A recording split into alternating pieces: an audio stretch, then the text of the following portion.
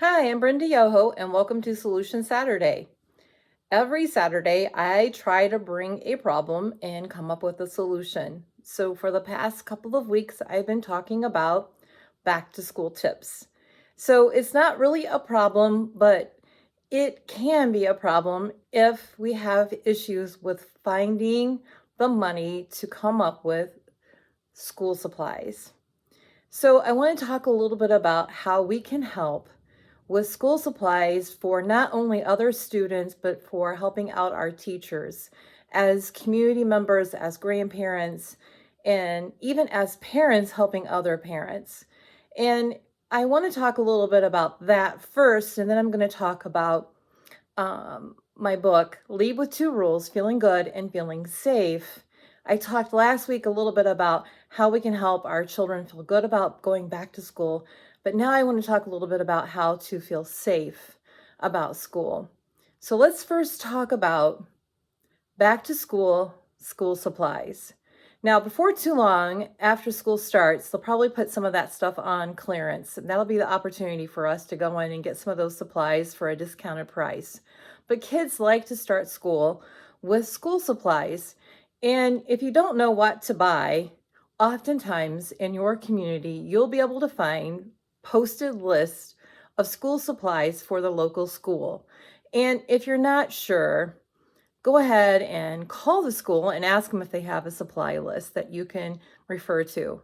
But I will always tell you that you can guarantee that kids need pencils, scissors, glue, crayons, colored pencils, markers. Those are staples for the classroom.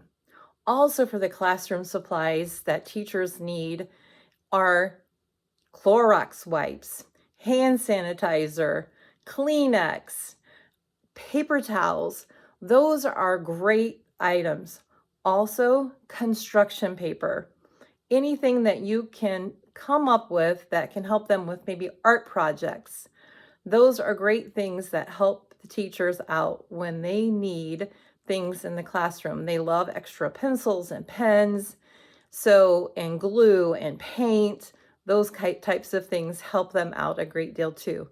And what's really great too is to give them a gift card to Walmart or Hobby Lobby or Barnes and Noble, something like that to get classroom books.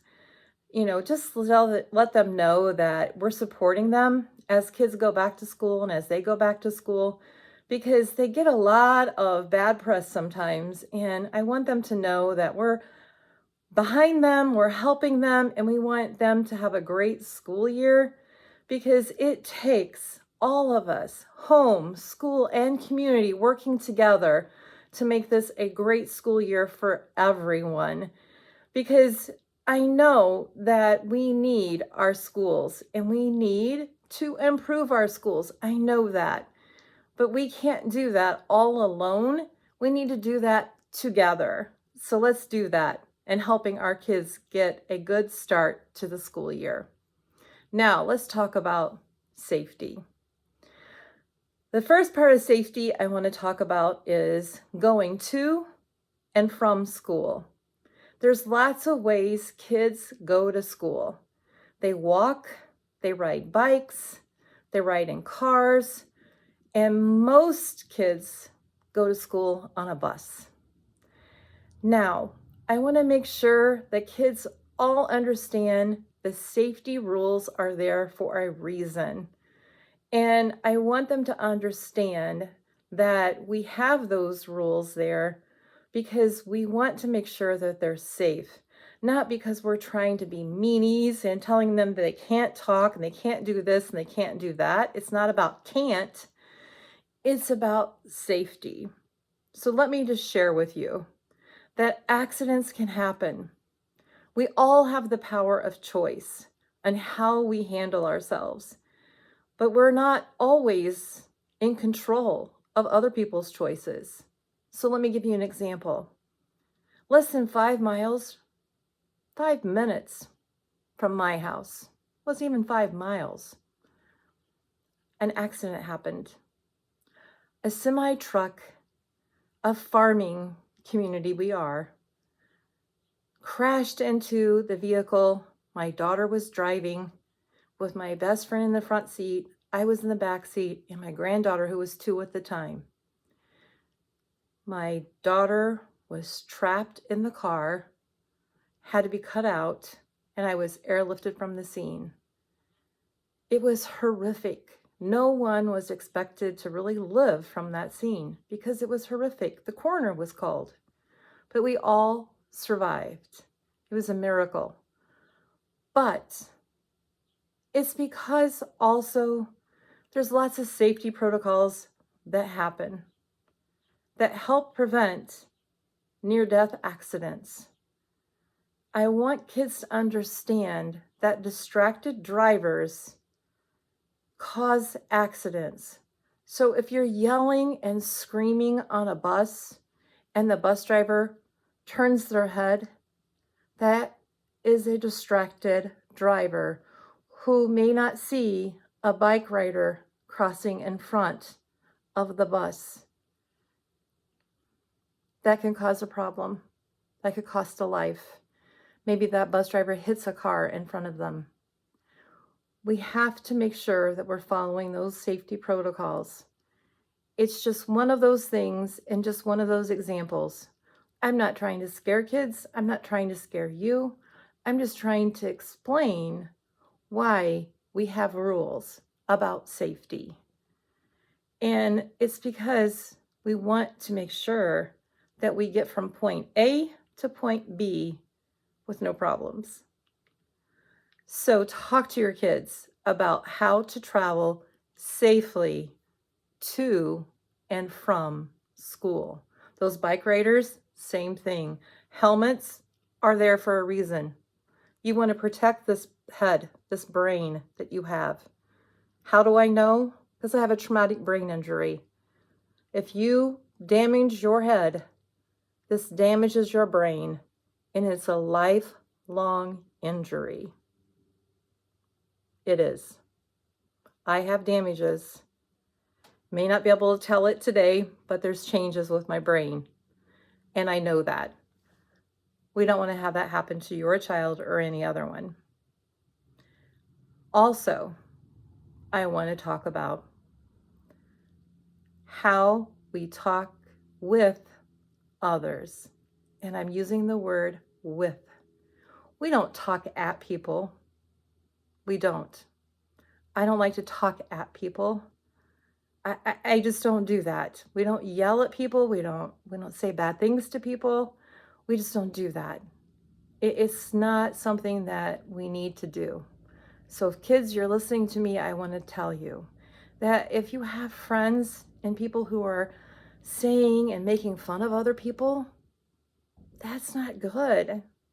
That's not a friend to have.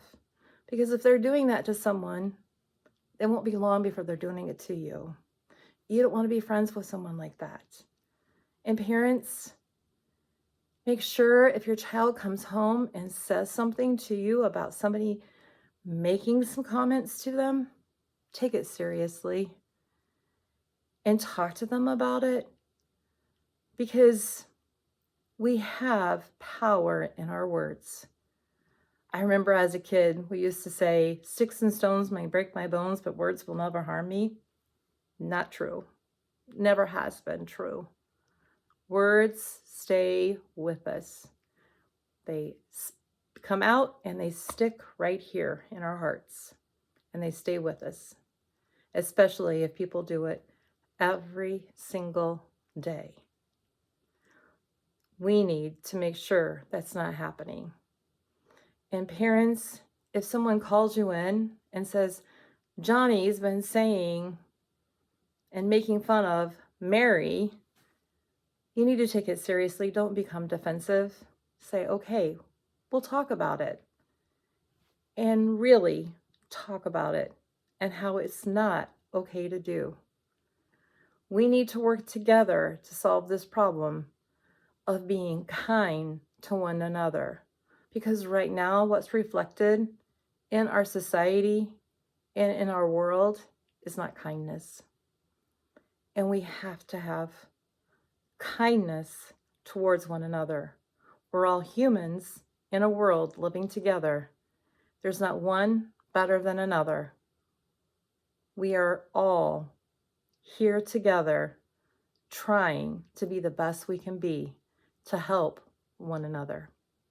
So please help me out this school year with helping everyone feel good and feel safe. My 2 rules. Because if we can do that, we will have such a better school year, and not just a school year, but a better approach to life in general. So, do me a favor when you're out shopping, help pick up some school supplies for others. Drop them off at school, get something for a teacher. Help these kids understand that we're all behind them and helping them to have the great school year. Talk with your kids about the importance of going to and from school and being safe, about how it's important to follow those safety rules. And 3, let's teach kindness and the power of our words, and let's choose those words wisely. I'll see you next Saturday with some more tips. Thank you.